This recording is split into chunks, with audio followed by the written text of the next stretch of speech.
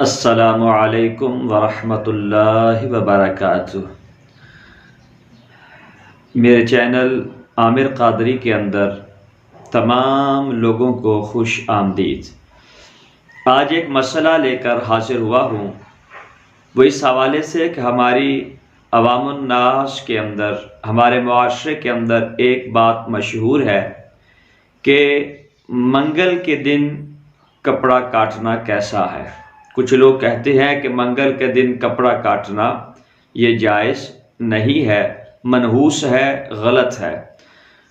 तो इस हवाले से गुजारिश ये है कि मंगल के दिन कपड़ा काटना ये बिल्कुल जायज़ है, लेकिन बेहतर ये है कि मंगल के दिन कपड़ा ना काटा जाए, जिसमें हज़रत इमाम अहले सुन्नत अश्शा इमाम अहमद रज़ा ख़ान रहमतुल्लाहि ताला अलैह मलफूज़ात के अंदर हज़रत अलीउल मुर्तज़ा शेर खुदा रदियल्लाहु ताला अन्हु के हवाले से एक रिवायत नकल फरमाते हैं कि मंगल के दिन जो कपड़ा काटा जाए वो या तो चोरी होगा या जल जाएगा या डूब जाएगा। तो इसलिए बेहतर ये है कि मंगल के दिन कपड़ा ना काटा जाए, किसी और दिन के अंदर काट लिया जाए।